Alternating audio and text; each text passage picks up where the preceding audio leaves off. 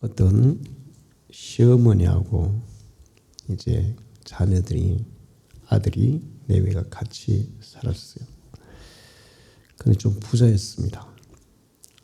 근데 어느 날 시어머니가 없어졌어요. 그래서 찾아다녔는데 저녁 때 집에 전화가 왔습니다. 어떤 남자분이 당신 시어머니를 내가 인질로 잡고 있다. 당장에 1억을 보내지 않으면 시어머니를 죽이겠다. 그랬어요.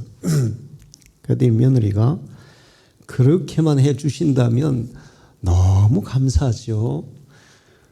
절대로 돈은 보낼 수 없습니다. 제발 그렇게만 해주세요. 이렇게 얘기를 했습니다. 그랬더니 인질범이 뭐라 그랬냐면 좋아요. 그러면 내가 당신 시어머니 본래 있던 자리로 당장에 갖다 놓을게요. 이렇게 얘기하니까 며느리가 계좌번호 대세요. 세월이 그래요.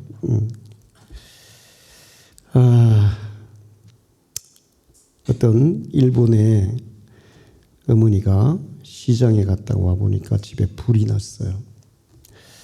집안에 쌍둥이 아들이 있었습니다.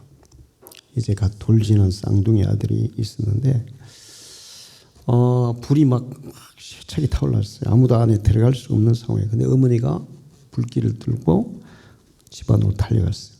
그리고는 포대기에 아이들 둘을 싸고 안고 이 불 속에서 밖으로 나왔습니다. 아이들은 안전했지만 어머니는 전신 화상을 입었어요. 그래서 그 다음에는 직장에도 못 가고 이 아이들을 위해서 키워야 되니까 길거리에서 구걸을 했습니다. 뭐 전신 화상이니까 구걸하는 게 어떻게 보면 돈을 그 수입을 올릴 수도 있는 거예요. 구걸을 해서 아이들을 키웠어요. 그런데 아이들이 아주 영특했습니다. 그렇게 해서 아이들이 자라서 큰 아이는 동경대를 갔고 작은 애는 와세다 대학을 갔어요. 그리고 드디어 졸업식 날이 됐습니다. 둘 다 공부를 워낙 잘해서 양쪽 대학에서 다 수석을 했어요.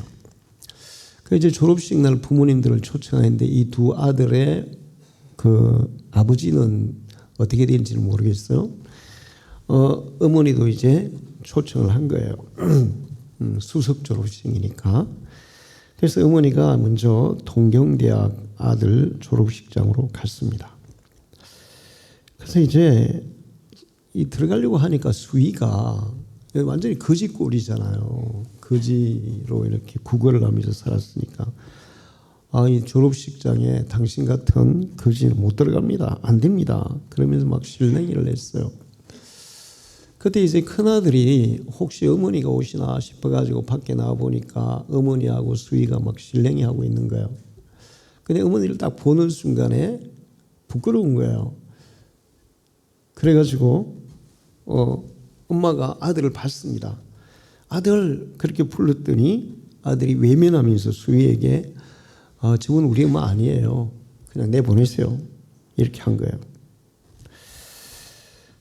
아들은 이 졸업식장에 자기 어머니가 들어가는 거 사람들에게 알려지는 게 굉장히 부끄럽게 생각이 됐습니다. 어머니가 자기를 살리고 키워준 은혜는 생각 못하고 자기의 체면만 생각했어요. 학교에 쫓겨난 어머니는 내가 더 이상 살 필요가 없다. 내가 무슨 희망으로 살겠냐. 그러면서 이제 죽을 각오를 하고 죽으러 가는데 그래도 죽기 전에 둘째 아들 얼굴이라도 보고 죽어야지. 그리고는 둘째 아들 대학을 찾아갔어요. 근데 둘째 아들도 졸업식장에 어머니가 오기를 기다리고 있었어요. 교문에. 근데 보니까 완전 거지 할머니가 오고 있었습니다. 역시 수위가 안 된다고 막 길을 막았어요. 그때 아들이 달려가서 우리 어머니입니다. 보내주십시오. 그렇게 해서 어머니를 이제 졸업식을 데려가려는데 어머니가 자기 아들, 큰아들이 자기를 부끄러워하고 자기가 그 식장에 나타나면 사람들이 자기 아들을 또 어떻게 볼지 모르겠고 그래서 아니다 아니다, 나 너 엄마 아니야. 그러면서 막 가려고 했어요. 그랬더니 아들이 엄마 손목을 붙잡고 졸업식장으로 데려갔어요. 그리고는 이제 그 기빈들이 앉는 자리에 어머니를 앉혔습니다. 그러니까 이제 와시대 대학, 뭐 일본에서 제일 좋은 대학 중에 하나죠. 거기에 이 등록금도 엄청 비싸요. 그러니까 거기에 졸업하는 부모들은 그래도 좀 뭔가 이렇다는 그런 부모들이에요. 그래서 쫙 이제 막 옷도 쫙 빼입고 막 멋있게 하고 앉아 있는데 그 거지 어머니가 거기에 자리에 앉았어요. 그래서 사람들이 막 수군거리냐. 아니 저 거지가 어떻게 여기 졸업시켜. 그리고 또 여기 기빈들 앉는 자리에 왜 앉아 있냐고. 그렇게 해서 졸업식이 진행되고 마지막에 이 아들이 이제 수석으로 상을 받는 거예요. 그리고 수상 소감을 얘기할 때 아들이 나가서 얘기했습니다. 저기 계신 저분이 우리 어머니입니다. 제가 어릴 때 불이 났고 우리 어머니는 우리를 살리기 위해서 그 불길 속을 뚫고 들어와서 이불로 우리를 싸서 건져냈어요. 우리는 안전했지만 어머니는 전신 화상을 입고 그 다음에 뭐 돈 벌 길이 없으니까 길거리에서 구걸을 해서 우리를 이렇게 키웠습니다. 그러니까 사람들이 갑자기 막 완전 달라진 거예요. 어머니가 초라해 보였겠어요? 위대해 보였겠어요? 위대하게 보인 거예요. 이게 이제 일본의 신문에 대문짝하게 났습니다. 신문에 날 만한 일이죠. 대문짝하게 나니까 이제 워낙 공부도 잘하고 좋은 대학 나오고 하니까 일본의 대기업들이 얘를 막 채용하려고, 큰아들도 채용하려고 막 그랬었어요. 다들 똑똑하니까. 근데 이 대기업의 회장이 저런 똑똑하고 저런 효자, 그렇다면 우리 사이로 삼아야 된다. 그래가지고 자기 딸하고 결혼을 시켜서 대기업 회장의 사이가 된 거예요. 그리고 이제 첫째 아들 그것도 신문에 났을 거 아니에요. 대기업에 원래 취업이 됐었는데 그걸 보고 나서 대기업에서 어떻게 했을까요? 바로 떨어뜨려 버렸어요. 자식들은 부모의 마음을 10분의 1도 잘 몰라요. 부모는 자식들이 잘하고 못하고 뭐 말 잘 듣고 안 듣고 상관없이 한결같이 자식들을 사랑합니다. 어떤 교회에 여집사님이 있었는데 아버지하고 사이가 좀 안 좋았어요. 제가 이렇게 가끔 가다가 보면 와, 부모와 자녀 시간에도 냉정한 사람들이 있더라고요. 그러니까 이 서로 이렇게 뭔가 이렇게 틀어져 가지고 자녀들이 집을 나갔는데 저번에 뭐 어디 뭐 TV에 나와서 어떤 그 딸은 큰 딸인데 엄마하고 사이가 틀어졌어요. 근데 엄마도 참 말하는 게 좀 그래요. 자식에 대한 사랑은 있는데 그 표현을 야 그렇게 할 거면 당장 집에서 나가 막 이렇게 한 거예요. 그러니까 얘가 이제 대학을 갔는데 막 그렇게 하니까 그래 내가 나갈게. 그리고 나가버린 거야. 연락도 안 해. 뭐 등록금 같은 것도 아예 안 받아. 지가 막 아르바이트 해가지고 학교 다니고 그리고는 5년인가 동안 연락을 안 한 거예요. 그러니까 뭐 부모는 이제 얼마나 속이 타겠어요. 그래서 막 찾는데 방송에 나와서 막 그런 얘기를 하면 자기 딸을 막 찾는데 엄마가 그렇게 얘기를 했지만 자식에 대한 마음은 그냥 한결같은 거예요. 근데 여기도 마찬가지예요. 그래가지고 서로 사이가 갈라져서 한 10년 이상 연락을 안 하고 지냈습니다. 모르겠어요. 형제간들이라면 연락을 안 하는 경우도 있더라고요. 연락을 안 하는 경우, 서로 막 남처럼 사는 경우도 있고. 근데 부모지간에, 부모 자녀간에 그렇게 하기 정말 해서도 안 되고 어려운데 그렇게 하다가 어느 날 딸이 아버지한테 전화가 너무 하고 싶었던 거예요. 그래서 전화를 했어요. 아빠, 나 이렇게 얘기하는 순간에 아버지가 막 우시는 거야. 막 우시는 거야. 그리고 딱 한마디를 했어요. 네 목소리 듣고 싶었다. 그리고는 더 이상 말 안 하고 막 계속 우시는 거예요. 저는 이 얘기를 읽으면서 그 아버지 심정이 이해가 됩니다. 얼마나 보고 싶고 얼마나 듣고 싶고 얼마나 간절했을까요? 근데 딸이 이제 한 10년 만에 전화를 하니까 얼마나 반가웠을까요? 그러니까 뭐 다른 말 뭐 말할 수가 없죠. 그래서 이제 네 목소리 듣고 싶었다 얘기하고 막 울었어요. 그랬는데 그 다음 날 아버지가 그 뇌경색으로 쓰러진 거예요. 그리고 얼마 안 있다 돌아가셨어요. 그때 이제 그 집사님이 얘기한 게 뭐냐 하면 그때 내가 전화하지 않았다면 평생 후회하면서 살았을 거다. 그런 얘기를 했어요. 오늘은 어버이 주일이죠. 어버이 주일이 어떻게 생겼냐 하면 그 미국의 버지니아 주의 웹스트라는 곳에 안나 자비스라는 여인이 어머니하고 둘이 살았습니다. 근데 어느 날 정말 둘이 사니까 얼마나 오붓하게 얼마나 다정하게 살았겠어요. 근데 어머니가 갑자기 세상을 떠난 거예요. 어머니가 돌아가시니까 딸은 평소에 어머니에게 잘해드리지 못한 게 너무 아쉬웠습니다. 사람들은 항상 그래요. 있을 때 잘해야 되는데 있을 때는 모르고 떠나고 나면 그때 후회를 하는 경우가 많죠. 특히나 부모 자녀 간에 그런 경우가 많아요. 그러던 어느 날 이 자비스가 친구의 초대를 받고 파티를 참석하게 됐어요. 근데 거기는 이제 가족들이 다 이렇게 모여서 같이 파티하는 데니까 자기는 이제 혼자잖아요. 그래서 엄마가 너무 보고 싶고 막 그리워서 가슴에 하얀 카네이션을 달고 참석을 했어요. 그리고 나서 이 자비스라는 여인이 자기 엄마가 물려준 10만 달러의 돈이 있었는데 그거를 기금으로 삼아서 미국 정부에 계속 단어를 넣었어요. 적어도 1년에 한 번 정도는 부모님의 은혜를 생각하는 어버이날을 만들었으면 좋겠다. 평소에 다 잊고 그냥 살지만 1년에 한 번쯤은 그래도 부모의 은혜를 생각하는 날을 가지면 좋겠다. 그래서 계속 단어를 넣어서 그 7년이 지난 후에 윌슨 대통령이 1914년에 이제 그거를 어버이날로, 어버이 주일로 그렇게 정해서 공포를 했어요.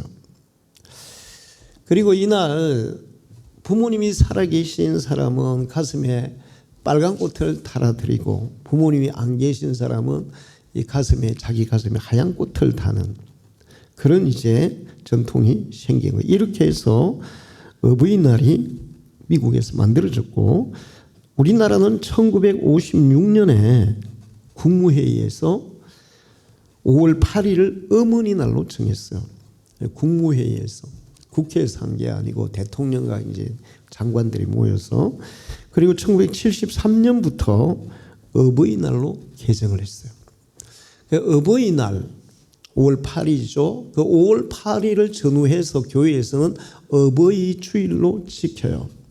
이 어버이날을 정한 이유, 어버이 주일을 지키는 이유는 우리가 평소에는 부모님의 은혜를 잘 생각하지 못한다 해도 1년에 하루 정도는 부모님 은혜를 생각하고 부모님께 그래도 이 감사의 마음을 표시하고 이 효도를 표시하는 그런 마음을 가지자. 그래서 만든 게 어버이날이에요. 여러분 정철이 그런 얘기 하잖아요. 부모님 살아계실 때 효도를 대라. 돌아가시고 나면 아무 소용없다. 하고 싶어도 할 수 없다. 부모님이 우리에게 주시는 은혜는 사실 하나님의 은혜 다음으로 큰 겁니다. 청량할 수가 없어요. 계산할 수도 없어요. 어떤 학생이 엄마한테 요구를 했어요. 엄마, 내가 청소하면 10,000원이야. 그리고 내가 아빠 구두 닦으면 5,000원이야. 그러면서 이제 딱 항목을 적었습니다. 앞으로 나 이거 하면 엄마가 이거 10,000원, 5,000원, 뭐 3,000원 이렇게 주셔야 됩니다. 딱 해가지고 이제 그 표를 엄마에게 딱 내드렸어요. 그랬더니 엄마가 엄마도 표를 만들었어요. 너를 10달 동안 내 뱃속에 품고 있을 때 그 힘든 시간 무료였어. 그 다음에 네 아플 때 병원에 막 얻고 다니고 한 거 전부 다 공짜였어. 네 학교 보내주는 거 공짜였어. 너 먹이고 입히고 채우고 너 씻기고 너 키워준 거 다 공짜였어. 근데 엄마는 이제 쫙 목록을 쳐보니까 엄청 많이 전부 다 값이 얼마예요? 공짜. 사실 그 돈으로 계산하면 뭐 어떻게 계산이 되겠어요? 그래서 아들한테 야 이거 너 받아 줬더니 아들이 어떻게 했을까요? 아 엄마 잘못했어. 내가 요거 안 할게요. 엄마가 내한테 해준 게 이렇게 크고 많은데 내가 몰랐습니다. 나는 조금 청소 좀 도와주고 뭐 방 정리 내 방 정리하고 아빠 구두 닦아주는 거 이런 거 죄송합니다. 그 애가 된 거죠. 그런 거예요. 부모님이 주시는 은혜는 우리가 돈으로 계산되는 것도 아니고 우리가 정성을 다해서 효를 다하고 섬겨도 그 은혜는 갚을 수가 없을 줄로 믿습니다. 그러니까 평소에는 우리가 못하니까 1년에 한 번 정도는 그렇게 하자는 거죠. 요즘은 근데 정말 세상이 진짜 좋은 세상이 됐어요. 뭐냐면 우리 아이들이 이제 멀리 있으니까 우리 집사람이 그런 얘기를 했는데 한 15년 된 것 같아. 아이들이 우리 집을 나간 지는 벌써 20년이 훨씬 지났어요. 지금 집에서 나간 지 20년이 지났는데 그 어버이날 하루 의성이하고 정은이가 같이 와서 김해에서 우리 밥을 사주면서 가슴에 막 카네이션도 달아주고 그런 일이 있었어요. 한 번이었어요. 한 번. 근데 그게 저희들은 잊을 수가 없어요. 우리가 살아오면서 굉장히 그 가슴에 길이 남는 추억이에요. 그게. 그래서 이제 멀리 사니까 이제 그런 게 안 되잖아요. 근데 이번에 정말 요즘 그 AI 그거 있잖아요. 아이들 그 주원이 그다음에 또 빌레몬 이 아이 양쪽 사진을 찍어가지고 카네이션을 이렇게 해가지고 할머니 이제 작은 애는 할머니 감사합니다 이렇게 사진을 보내왔어. 근데 굉장히 실감나게 만들었더라고요. 주원이는 또 이렇게 할아버지 감사합니다 사진을 보내왔어요. 근데 그게 그냥 진짜 카네이션 받는 것처럼 뭉클하더라고요. 그랬더니 이제 의성이하고 거기는 어떻게 했냐면 가족이 전체 사진을 딱 찍어가지고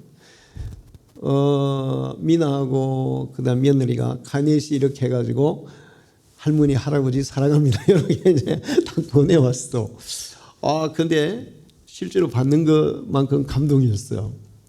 자, 카네이션을 하나 달아주고 이제 그렇게 뭐 직접 오지는 못하지만 그렇게 사진으로라도 표현을 하고 그 얘기는 부모님에 대해서 잊지 않고 있다는 그런 마음의 표시인 거예요. 그래서 우리가 부모님이 뭐 거창한 뭐 집을 사주고 뭐 그런 걸 떠나서 내가 부모님의 은혜를 잊지 않고 있습니다. 기억하고 있습니다. 그런 마음으로 1년에 한 번이라도 작은 그런 표현을 할 필요가 있다는 거죠. 여러분 어버이날 못했으면 오늘이라도 그 표현을 해보시기를 축원합니다. 성경에는 효도를 부모를 공경하라는 말씀을 계명으로 주셨어요. 하나님을 경외하라. 다음 부모를 공경하라. 이 땅에 인간이 인간에게 해야 할 가장 중요하고 귀한 일은 부모를 공경하는 일이다. 물론 하나님을 경외하는 일이 최우선이죠. 하나님이 안 계시면 우리 존재 자체가 안 돼요. 근데 부모를 공경하는 것이 가장 우선하는 것이라고. 그래서 부모 공경을 계명으로 주셨어요. 또 계명으로 주고 말 안 들을 것 같으니까 부모 공경하라 그렇게만 얘기하면 말 안 들을 수 있잖아요. 그래서 하나님이 부모를 공경해라. 그러면 네가 땅에서 잘 되고 장수하는 복을 주겠다. 할렐루야. 그러니까 엄청난 축복도 거기에다가 약속해 놓은 거예요. 그냥 하라면 하면 안 할 수도 있으니까. 그 사람들은 그렇잖아요. 그냥 하라면 안 되는데 그거를 했을 때 나에게 큰 유익이 온다 하면 하고 싶지 않아도 해요, 안 해요? 하거든요. 그 실제로 하나님은 그렇게 부모를 공경하는 자들에게 복을 주셨어요. 이거는 예수 믿는 사람뿐만 아니라 안 믿는 사람에게도 적용되는 거예요. 성경에서 부모를 공경한 사람들을 보니까 예수님이 부모를 공경했더라고요. 예수님이 어린 시절의 얘기가 없어요. 그냥 성전에 가서 3일 동안 있다가 부모 다시 제외하고, 그리고 이제 고향에 가서 부모님을 모셨다. 누가복음 2장 51절에 예수께서 함께 내려가서 나사렛에 이르러 순종하여 받드시더라.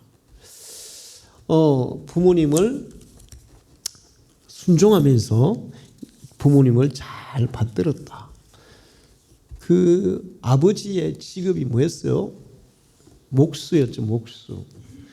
예수님도 목수 일을 하면서 부모님을 잘 섬겼다고 말하고 있어요. 근데 마태복음 13장 55절을 보면 예수님이 공생의 사역을 하실 때 그 사람들이 막 예수님에 대해 놀랍니다. 도대체 저분이 어떻게 저렇게 어마어마한 그런 기적과 능력을 행하시지? 이건 사람이 할 수 있는 게 아니고 하나님만 할 수 있는 일을 막 하시네. 그러면서 이제 뭐라고 얘기하냐면 이는 그 목수의 아들이 아니냐. 그 어머님 마리아 그 형제들은 야고보 요셉 시몬 유다라 하지 않느냐. 예수님이 나사렛에서 부모님을 돕고 섬기고 형제들을 돌보고 그런 일을 했다는 것을 간접적으로 증언하고 있는 거예요. 예수님은 어떤 분이세요 원래? 하나님의 아들이에요. 하나님의 아들, 신의 아들, 또 신 자체신 분이시죠. 하나님이신 분이시죠. 그런 분이 사람이 되어서 이 땅에 오셨을 때 자기를 낳아준, 물론 요셉은 아니지만 그러나 법적으로 아버지잖아요. 낳아준, 그러니까 요셉은 어떻게 보면 난정이 아니고 무슨 정이에요? 기른정이죠. 기른정. 거기에 대해서 정말 자녀로서의 도리를, 효를 다하면서 살았어요. 그런데 이제 예수님이 30살에 공생애를 시작합니다. 이제는 하나님의 아들로서의 생애를 시작하게 됐어요. 하나님의 아들로서 그 사역을 하다 보니까 이제 육신의 부모와 형제들은 돌볼 수 있어요? 없어요? 돌볼 수가 없는 거예요. 우리 이제 목사님들을 보면 주의 일을 하다가 보면 가족들을 좀 못 돌보는 경우들이 많아요. 우리나라에 정말 존경받는 옥하는 목사님, 사랑의 교회를 개척해서 세웠던 분이죠. 근데 그분이 돌아가셨을 때 가족 사진을 찍었어요. 돌아가시고 나서 뭘 가지고? 영정사진을 가지고 가족들이 모여서 처음으로 그 가족 사진을 찍었다더라고요. 그렇게 이제 가족을 돌볼 시간이. 그래서 그 막내 아들이 불만이 많아. 그러니까 그 위에 애들은 괜찮은데 막내 아들은 그때 그 아버지 돌아가셨을 때 그 결혼도 안 한 청년이었던 것 같아요. 장례식장에서 그 장친식장에서 이제 그 마지막에 이게 뭐 얘기하는 거 있잖아요. 유족 얘기하는 거 있잖아요. 그 아들이 딱 나와서 뭐라 하면 목사님들 목회 잘하셔야 되는데 가족 좀 챙기십시오. 이렇게 막 얘기를 하는 거예요. 얼마나 그냥 그 마음에 맺힌 게 많겠어요. 근데 가끔 가다가 이제 저도 그런 걸 느끼는 경우가 많이 있는데 소홀히 하려고 하는 게 아니고 이게 주님의 일이 되다 보니까 그걸 우선으로 하다 보니까 가족에게는 소홀한 경우들이 좀 있거든요. 예수님도 공생애 시작하면서부터 전혀 가족을 못 돌본 거예요. 근데 마지막에 예수님이 3년이 지나고 이제 십자가에 죽으실 때 그 밑에 어머니 마리아가 그 밑에서 울고 있었어요. 그 마지막 십자가에서 사실 여러분 그 십자가에 막 살이 찢기고 피가 막 철철 흐르는 가운데 다른 생각이 나겠어요? 안 나겠어요? 다른 생각이 안 나죠. 근데 예수님은 그때 어머니를 보면서 어머니에게 얘기해요. 그 밑에 옆에 제자 요한이 있었어요. 그러면서 어머니 이제는 제가 당신의 아들입니다. 그리고 요한에게 요한 바로 네 옆에 있는 그 여인이 내 어머니야. 내 대신 이 어머니를 잘 부탁해. 그리고 돌아가셨어요.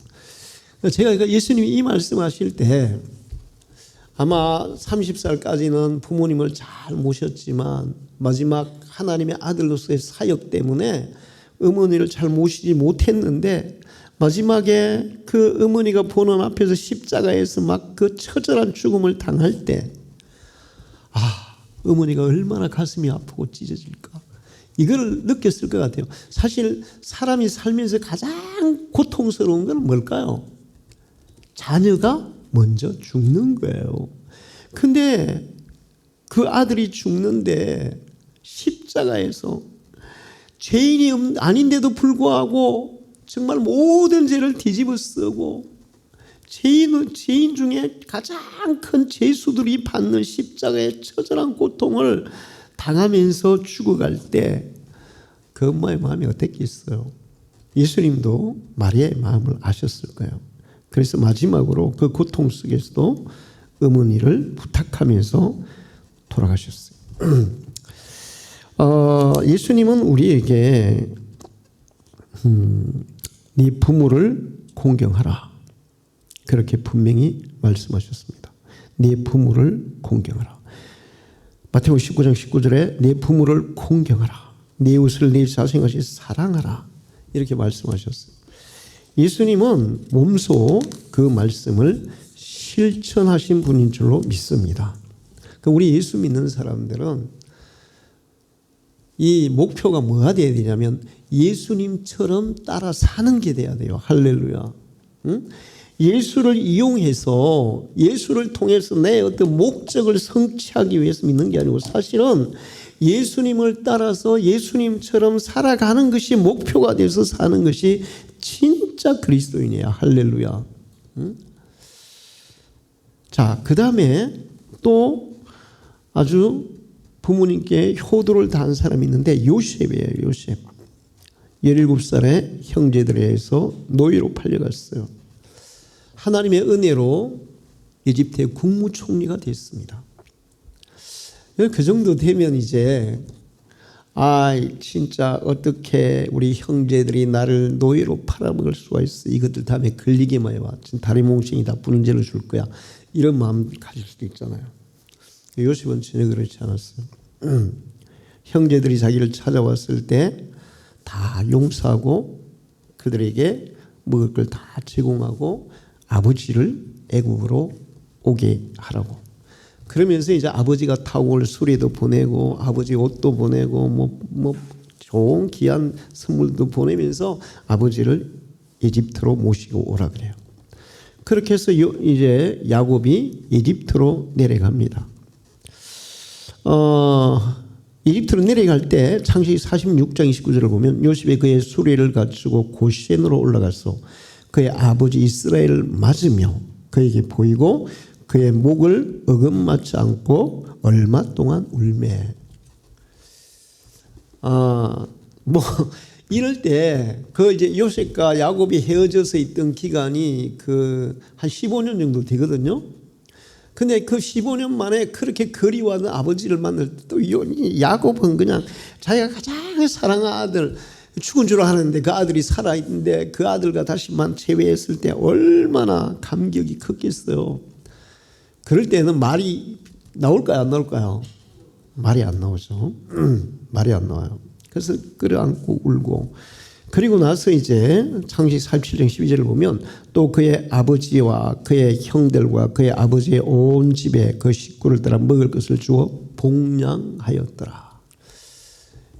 야곱이 에집트에서 살아가는데 평안하게 살아갈 수 있도록 요셉이 그 뒷바라지를 다 해드렸더라. 그리고 마지막까지 요셉은 자기 아버지 야곱의 말에 국무총리잖아요. 그런데도 온전히 순종합니다.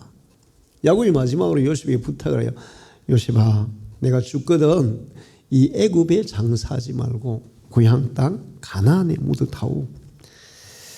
그래서 요셉의 아버지 야곱이 죽었을 때 그 애굽에서 하는 시체 방부 처리를 다 해서 거의 40일이 걸려서 거의 40일 정도 동안 장례를 해요. 그렇게 해서 야곱이 요셉에게 부탁했던 그곳에 자기 아버지를 장사지냅니다. 요셉은 정말 효성스러운 아들이었어요. 그러니까 하나님이 요셉에게 약속한 복을 주시겠어요, 안 주시겠어요? 네가 땅에서 잘 되고 장수하라. 창세기 50장 마지막에 보면 요셉이 지 고손자까지 품에 안고 키웠더라. 110살을 살면서 장수하고 손주만 품에 안고 키우는 것도 쉽지 않아요. 근데 고손자도 품에 안고 키운다면 얼마나 건강하다는 거예요. 건강하게 장수하고 에집트의 총리지만 에집트의 실권을 다 가지고 있는 사람이었잖아요. 왕이 얘기했잖아요. 내가 네보다 높은 건 이 자리밖에 없어. 실제로는 네가 나보다 더 높아. 그러니까 범사에 복을 주셨어. 자, 그리고 이제 여러분이 잘 아는 룻이죠. 아까 시어머니 얘기했죠. 요즘 시어머니들 조심해야 됩니다. 납치당하면 그냥 안 찾아와요. 잘 됐다. 그리고 그런 시대예요. 아니 유치원에서 그 아들이 6살인데 유치원에 갔어요. 그래서 이제 엄마 친구들이 모여가지고 장난치면서 야, 다음에 결혼하면 네 아들이 너하고 살라 할까? 막 이런 얘기 하니까 우리 아들은 산다. 나하고 살 거야. 결혼하면 막 이렇게 그럼 전화해봐. 그래서 이제 엄마가 이 유치원 아들한테 전화를 했어요. 어떻게 전화를 바꿔줬겠지 선생님이. 그래서 아들아, 다음에 너 결혼하면 나하고 같이 살래? 그랬더니 엄마, 살아야죠. 근데 잠깐만 기다려 보세요. 그러는 거야. 그래서 알았다. 그동안은 다시 전화 바꿔. 엄마 안 된대요. 영희가요 같이 못 산대요. 요즘 시대가 그래요. 근데 룻은 친정어머니도 아니고 시어머니를 정말 친어머니보다 더 지극정성으로 돌보는 여인이었어요. 자기 고향, 친척, 형제들 다 버리고 진짜 아무것도 나올 것도 없고 나올 때도 없는 그냥 자기가 평생 돌아갈 때까지 시어머니를 복양만 해야 되는, 그럼에도 불구하고 시어머니를 섬겼습니다. 하나님이 복을 안 줄 수가 없죠. 그래서 룻은 이방 여인이면서도 예수님의 족보의 이름을 올리고 그리고 다윗 왕의 정조 할머니가 됐어요. 할렐루야. 자, 성경에도 이렇게 부모를 공경하면 하나님이 약속하신 대로 복을 주셨습니다. 성경에는 경외하는 자에게 하나님이 복을 주신다. 너는 내 하나님 여호와께서 명령한 대로 내 부모를 공경하라. 그리하면 내 하나님 여호와가 내게 준 땅에서 내 생명이 길고 복을 누리리라. 오늘 읽은 성경에도 자녀들아 주 안에서 내 부모를 순종하라. 이것이 옳으니라. 내 아버지와 어머니를 공경하라. 이것은 약속 있는 첫 계명이다.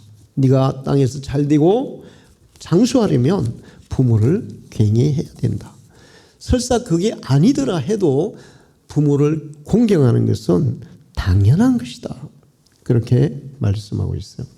자, 그러면 하나님은 부모를 공경하는 자에게는 복을 주신다고 말씀하시는데, 그럼 부모를 함부로 하고 부모를 홀대하고 불효하는 자는 그러면 하나님이 무슨 얘기를 할까요? 안 할까요? 반드시 축복을 얘기하면 반대도 얘기해요. 하나님은 신명기 28장을 보면 이스라엘 백성들에게 어마어마한 축복을 쫙 얘기합니다. 그런데 그 바로 뒤에 14절부터 이어가지고 너희들이 내가 얘기한 대로 살지 않으면 이런 무서운 저주들이 너희에게 일어날 거야. 응? 너희들의 후손도 그 저주를 변하지 못할 거야. 그렇게 말씀해요. 부모도 마찬가지예요. 신명기 27장 16절에 그의 부모를 경홀히 여기는 자는 저주를 받을 것이라 할 것이요. 경홀히 여긴다는 것은 부모를 우습게 생각하고 함부로 하고 멸시하고 태들고 이렇게 하는 것을 말하는 거예요. 그렇게 하면 뭐를 받는다? 저주를 받는다. 이 저주라는 것은 굉장히 포괄적인 단어입니다. 한 가지만 저주받는 게 아니야. 건강에도 저주받고 장소에도 저주받고 자녀도 저주받고 다 받는다는 거야. 그냥 경제에도 저주를 받고. 신명기 21장에도 그 말씀하고 있어요. 사람이 완악하고 패역한 아들이 있어. 그의 아버지의 일이나 그의 어머니의 말을 순종하지 아니하고 부모가 징계도 순종하지 않거든 어떻게 하라? 끌고 백성들 앞에 데려가서 우리 아들이 이렇게 하는데 말을 안 들어요. 이렇게 고발을 해라. 그럼 백성들은 돌을 들어서 이 아들을 쳐 죽여라. 그냥 사형을 시켜 마땅하다. 부모를 공경하지 않는 것은 사형에 해당하는 큰 죄가 된다는 거예요. 공경하면 복을 받고 부모를 거역하고 불효하면 벌을 면치 못할 거다. 며칠 전에 우리 집사람이 저에게 그런 얘기를 해서 엄마의 밥상이라고 여러분 TV 프로 알죠? 막 그 척추나 막 관절에 이런 데 고장나 못 움직이는 분들 서울에 그 엄마의 밥상 맞아요? 엄마의 봄날 그래. 엄마의 봄날. 그 이제 수술을 해줘 공짜로 수술해 그런 거잖아요. 근데 우리 집사람이 그걸 보고 저에게 얘기를 해줬는데 그거 보면서 계속 울었대요. 그 나한테 막 얘기하면서도 막 울어. 그 내용이 뭐냐면 어떤 부인이 엄마의 봄날은 이제 실제로 일어난 사건 그거를 그대로 이제 촬영해가 방송하는 거잖아요. 결혼을 했는데 아기를 못 낳는 거예요. 자기 동서들은 막 아기를 7명도 낳고 막 줄줄이 낳는데 자기 혼자 못 낳는 거야. 그게 얼마나 마음이 괴롭겠어요. 그래서 남편에게 얘기했어요. 그러지 말고 후처를 하나 드립시다. 드려서 아기를 낳읍시다. 그래서 이제 이 얘기는 성경에 나오는 그 누구하고 비슷해요. 누구하고 비슷해요? 누가 그렇게 했어요? 사라가 그렇게 했잖아요. 사라가. 그래서 이제 아내는 자기가 남편에게 자녀를 못 낳아주는 게 너무 미안한 거야. 그래서 이제 남편에게 그렇게 하자 그랬어. 남편은 또 이제 아내를 너무 사랑해 그렇게 하기 싫어. 그런데 아내가 하도 그러니까 아내 위로한다고 이제 후처를 드린 거예요. 그래서 후처가 아이 셋을 낳은 거예요. 그리고 8년간을 살다가 후처는 떠났어요. 집을. 근데 그 8년 동안에 본처 후처 자녀들이 한 집에서 살았단 말이에요. 그때 이 본처의 마음이 어땠을까요? 얼마나 아프고 괴로웠을까요? 그런데도 이분은 후처한테도 너무 잘한 것 같아요. 왜 그런가 하면 내가 못 낳은 자녀들을 낳아줬으니까. 그리고 또 자녀들에게도 정말 자기 자식처럼 그렇게 애지중지해서 잘 키웠어요. 그리고는 이제 그 몸이 망가져가지고 엄마의 봄날 거기 선정이 됐는데 아마 자녀들이 보낸 것 같아요. 그렇게 해가지고 이제 수술을 받았는데 이제 거기 보면 엄마의 봄날 여기에 나오는 그 사람들 막 치료받고 그러는데 남편이 있는 경우에 남편들이 가서 뭐 이렇게 이렇게 병문안도 하고 그러는데 자녀들은 잘 안 오더라고요. 그게 안 온대요. 근데 이 자녀들은 셋이 다 와가지고 막 노래 불러주고 막 주물러주고 얼마나 그냥 잘하는지 몰라. 부모의 그 지극한, 이게 이제 난증은 아니고 무슨 증이에요? 기른증이죠. 지극한 사랑. 그리고 그 사랑을 아는 자녀들의 지극한 효심. 자기가 낳은 자식도 아닌데 사실 그렇게 한다는 게 쉬운 일은 아니거든요. 그렇게 했으니까 거기에서 정말 우리는 감동을 받아요. 자, 우리의 부모님들은 어떤 분들이 저번에 어떤 분이 우리 부모님 나한테 해준 게 아무것도 없어. 나도 해주고 싶은 마음이 없어. 근데 부모님이 해준 게 아무것도 없을 수가 있을까요? 만약에 아무것도 없으면 그는 태어났을까요? 못 태어났을까요? 못 태어났어요. 그리고 걔가 생명을 부지하고 현재 어른으로 자라서 살아갈 수 있다는 것은 부모님이 뭘 해줬다는 안 해줬다는 거야. 젖을 먹였고 우유 먹이고 기저귀 갈아주고 지가 뭐 태어나자마자 지가 빨래했어요? 지 스스로 먹었어요? 부모가 그렇게 돌봐줬기 때문에 이제 자기가 지금 존재하고 있는데 그거 모르는 거예요. 지 혼자 살아는 줄 알아. 눈에 보이게 어떤 일을 안 해줬어도 부모는 태어나고 자라는 과정에서 해준 게 너무 많습니다. 그리고 실제로 옥하는 목사님도 자기 자녀들에게 뭐 그런 거 실제적으로 못 해줘도 그 마음은 어땠을까요? 항상 자녀들에 대해서 기도했을 것이고 또 마음이 미안했을 것이고 그랬을 거예요. 부모님이 실제적으로 우리에게 뭔가 돈을 주고 뭘 해주고 이런 걸 떠나서 부모님이 우리에게 준 것은 돈으로 계산될 수 없이 소중한 겁니다. 그래서 여러분 이거 기억하시고 항상 효를 다하면서 살아야 되고, 만약에 그게 안 된다면 어버이날이라도 어버이 주일만이라도 1년에 한 번만이라도 부모님의 은혜에 감사하는 마음을 가지고 감사의 전화를 하시고 표현을 하는 그런 여러분 되어지기를 축원합니다. 기도하겠습니다.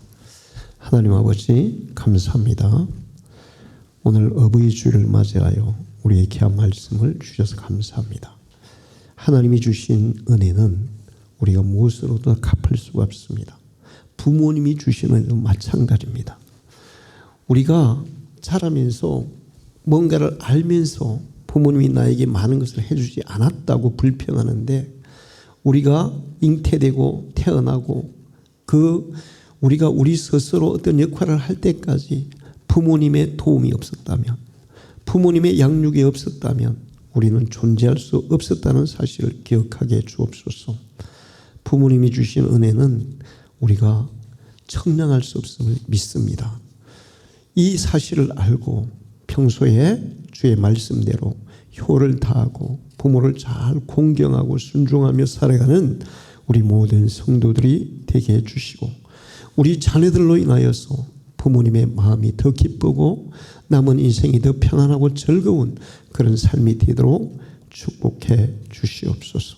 또 하나님이 약속하신 그 부모 공경하는 자들에게 주신다고 약속하신 그 복을 받아 누릴 수 있는 우리 모든 성도들 되게 해 주옵소서. 예수님의 이름으로 기도하옵나이다. 아멘.